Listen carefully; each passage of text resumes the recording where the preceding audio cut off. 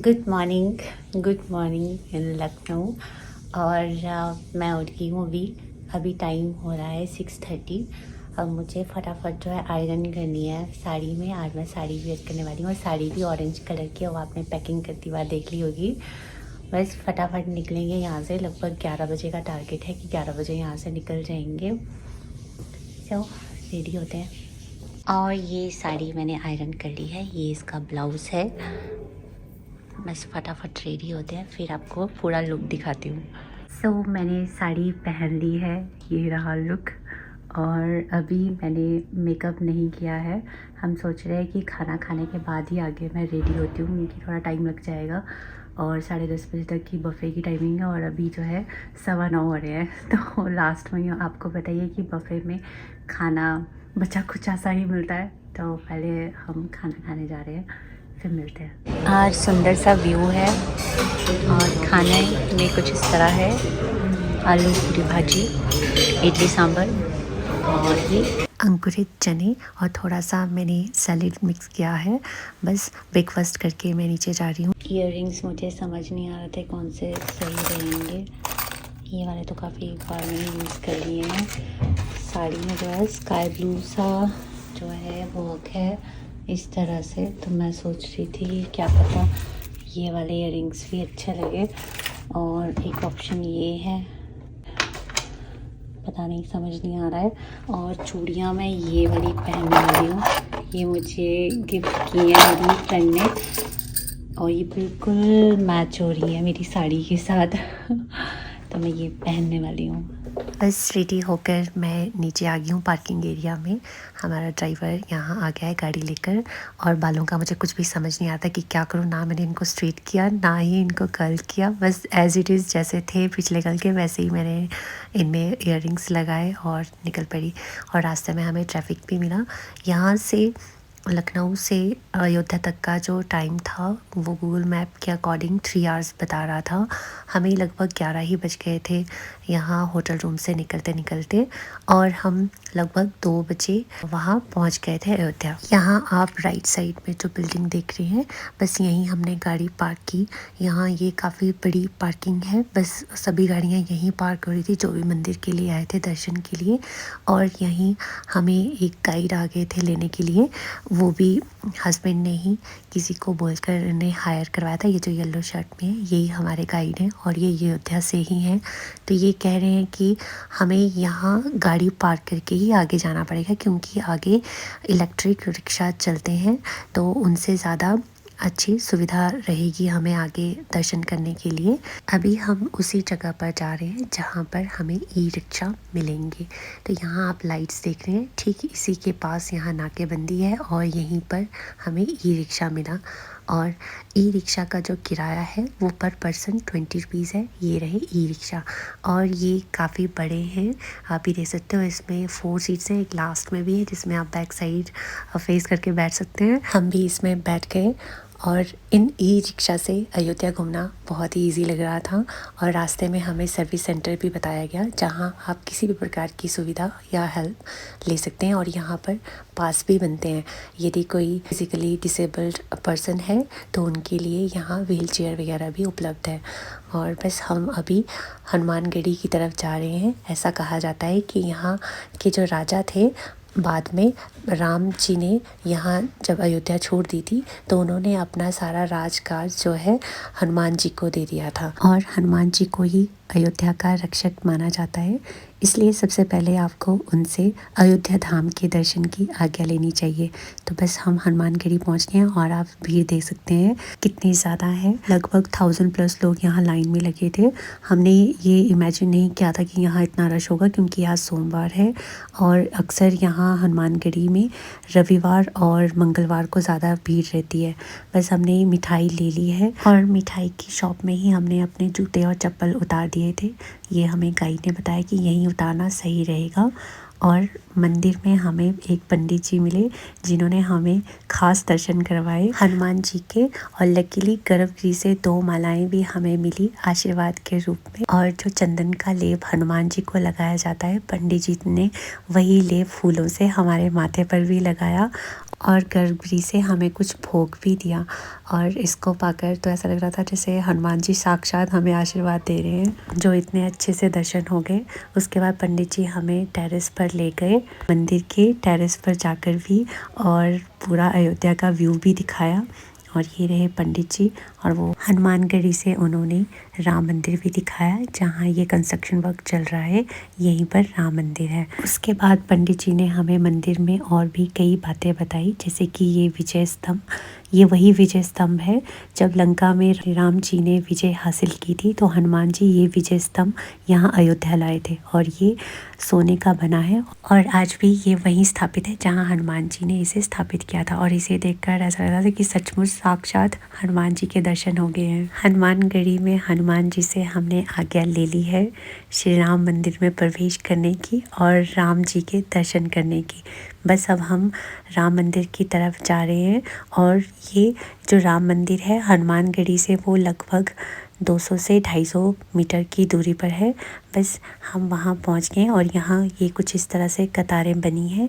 इन कतारों में जब आप आगे जाएंगे तो आपको कुछ काउंटर बने हुए नज़र आएंगे, जो कि लॉकर है। यहाँ लॉकर की भी सुविधा है जो कि निःशुल्क है, और साथ में कुछ वॉशरूम्स भी हैं जहाँ की सुविधा भी निःशुल्क रहेगी। मंदिर परिसर के बाहर अगर आप लॉकर का इस्तेमाल करते हैं तो वो लॉकर चार्जेबल हैं, जो कि 20 से 30 रुपये चार्ज करते हैं। हनुमानगढ़ी से जब आप राम मंदिर की तरफ जाते हैं तो बीच रास्ते में आपको सुग्रीव किला, अमावा राम मंदिर और दशरथ महल देखने मिलता है। गर्भगृह जाने से पहले हमारे सभी इलेक्ट्रॉनिक गैजेट्स डिपॉजिट हो गए थे, तो आगे वीडियो में नहीं बना पाई। राम मंदिर में भी हमारे वीआईपी दर्शन हो गए थे, और हमने कोई पास नहीं बनाया था, और बिल्कुल यहाँ से हमारे दर्शन हुए थे। वीआईपी दर्शन में मैं और मेरे हस्बैंड ही थे, तो हम दर्शन बहुत अच्छे से कर पाए, और दर्शन करते वक्त हम दोनों की आंखें भर आई। दर्शन हो गए बहुत अच्छे। अब हम कनक भवन की तरफ जा रहे हैं। जब हम श्री राम जी के दर्शन कर रहे थे तो हम दोनों इमोशनल हो गए थे, और मैं जब बाहर आई तो मैं हस्बैंड से कहती, ज़रूर हमने कुछ अच्छे कर्म किए जो हमारे इतने अच्छे दर्शन हुए हैं, आज ये बात सिद्ध हो गई है। तो वो भी कह रहे थे कि मेरे मन में भी यही चीज़ें चल रही थी, और उनको भी यही लग रहा था कि ज़रूर हमारे अच्छे कर्म रहे हैं। एक थैला खरीद लीजिए। गाइड ने हमें एक थैला खरीदने का, तो हमने इस तरह का अयोध्या राम मंदिर का एक थैला खरीद लिया, जो कि यादगार रहेगा। बस अब हम कनक भवन जा रहे हैं अंदर। ये जो कनक भवन है ये माता कैकेयी जी ने अपने लिए बनवाया था, और ये सोने का बना था उस समय, लेकिन बाद में जब राम जी का विवाह सीता जी से फिक्स हो गया था तो माता सीता को उन्होंने ये मुंह दिखाई पर गिफ्ट कर दिया था।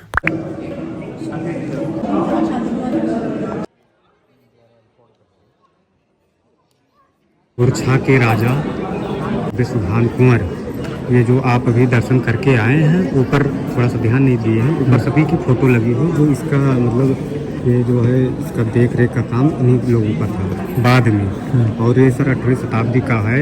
ये जगह जब भगवान विक्रमादित्य आए थे अयोध्या की खोज करने के लिए, जगह जगह जहाँ चिन्हित किए हैं उसी जगह पर ये सब स्थापित है। वैसे ये पूरा महल गिफ्टेड है सर, कैकेयी का निजी महल हुआ करता था। जब माता सीता वहाँ अपने जनकपुर से आई तो माता कैकेयी ने इनको मुँह दिखाई के रूप में पूरा महल सोने का हुआ करता था, तो मैं दे दिया सीता जी को। सीता जी अच्छा।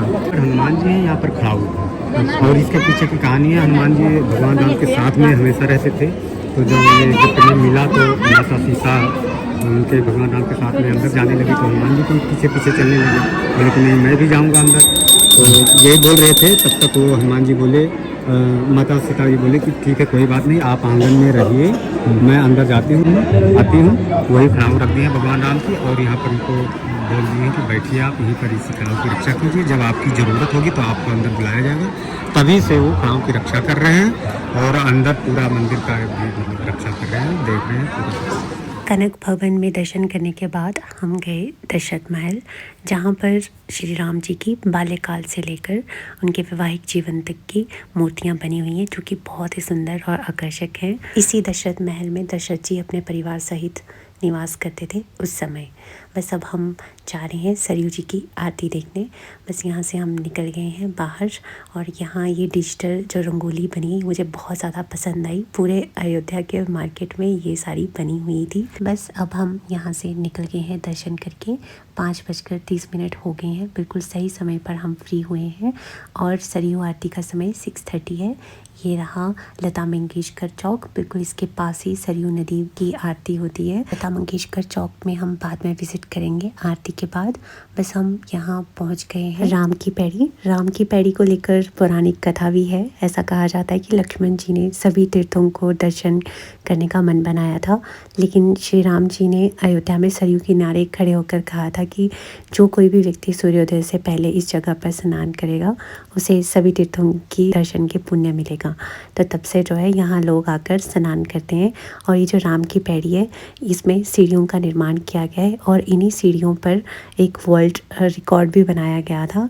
इसमें 2019 में 4.5 लाख दीप जलाए गए थे, और जिसका रिकॉर्ड जो है गिनीज बुक में दर्ज है। और यहीं इसी राम पैड़ी पर लाइट एंड साउंड शो भी होता है। बस हम सरयू के किनारे पहुंच गए हैं, और हमने ये फूल और दिए ले लिए हैं। हम थोड़ा लेट हो गए हैं, 6:15 बजे ठीक आरती शुरू हो गई थी। थोड़ा पहले ही 6:30 का वक्त वैसे हमें बताया गया था। और आप यहाँ भीड़ देख सकते हैं। अगर यहाँ आपको सीट चाहिए तो आपको जल्दी आना पड़ेगा। आई थिंक 5 बजे ही आपको यहाँ आकर सीट लेनी पड़ेगी।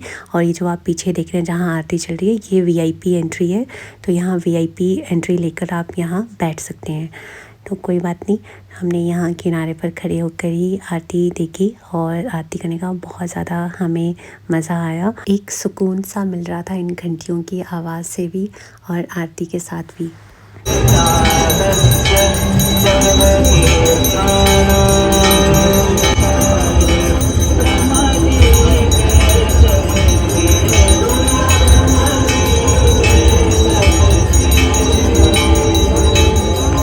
सरयू नदी को सरजू भी कहा जाता है। राम जी ने यहाँ स्नान किया था, और यहीं से अपने 14 वर्ष का वनवास शुरू किया था। और ये जो सरयू नदी है, इसका जो उल्लेख है वो ऋग्वेद में भी मिलता है। और ऐसा कहा जाता है कि जो सरजू नदी है, ये विष्णु भगवान जी की ही पुत्री है, और उनको धरती पर लाने का जो श्रेय है वो ब्रह्म ऋषि वशिष्ठ जी को जाता है। सरयू आरती करने के बाद हम राम पैड़ी देख रहे थे, और यहाँ पर जो म्यूरल आर्ट किया गया है वो सच में ही बहुत ही प्रशंसनीय है।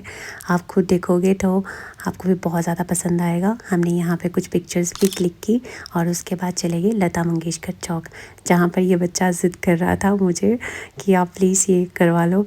तो मैंने सोचा कि सुबह से मैं मना ही कर रही हूँ, जब से मैं अयोध्या पहुँची हूँ, तो सोचा चलो इससे लगवा ही लेती हूँ। बेचारा ठंड में नंगे पैर यहाँ पर मेहनत कर रहा था, तो फिर मैंने लगवा लिया। वैसे मैं कोई इंटरेस्ट नहीं थी इसको लगाने को, क्योंकि मुझे ऐसा लगता है कि ये पता नहीं कैसे घोला होता है, और सभी के फेस में सेम स्टिक किया जाता है इस तरह से नाम, और इस तरह कुछ भी इन्फेक्शन हो सकता है फेस पर। फिर मैं मन में सोच रही थी कि मैं कुछ ज़्यादा सोच रही हूँ, ऐसा कुछ भी नहीं होगा। और फिर मैंने नाम लिखा था। थोड़ा टेढ़ा सा है पर कोई बात नहीं। और मैं पूछ रही थी कि आप स्कूल भी जाते हो, तो मैं इसको बोल रही थी स्कूल जाया करो और मेहनत करो। और फिर ये कह रहा था कि मैं एक और आपको लगा दूँ गालों पर, तो मैंने कहा हाँ लगा लो, ये भी पूरी कसर पूरी कर लो। तो ये भी मैंने लगवा लिया था। बस अब हम फ्री हैं, और रात में अयोध्या सच में बहुत ज़्यादा सुंदर लग रहा था। ऐसा लग रहा था जैसे आज ही दिवाली हो मानो। और बस अब एक काम बचता है हमें, और वो बचती है शॉपिंग। तो हस्बैंड जो है इस तरह श्री राम लिखा हुआ एक कोई शर्ट ढूंढ रहे थे, तो हमने 3 शर्ट्स बाय की। तो यहाँ शॉपकीपर हमें 120 रुपीज़ बोल रहा था ईच। तो वो जो है हस्बैंड बार्गेन ही नहीं करने दे रहे थे। मैं कहती 100 की लगा लो एक, लेकिन वो माना ही नहीं। तो हमने 120 रुपीज़ की एक शर्ट ली, और मैंने कुछ की रिंग्स लिए, और एक श्री राम लला जी की एक मूर्ति हमने बाय की। बस ये रही हमारी शॉपिंग। और बस अब हम जा रहे हैं वापस। 8 बजे हम यहाँ से निकल रहे हैं अयोध्या से। काफ़ी लेट हो गया, अब तो शायद 11 ही बज जाए हमें होटल रूम पहुँचते। पर आज का दिन बहुत अच्छा था। वापस जाते समय हमें कोई ट्रैफिक नहीं मिला, तो हम 10:15 बजे होटल रूम पहुँच गए थे। तो ये था हमारा अयोध्या व्लॉग। मिलते हैं अगली सुबह। Thanks for watching.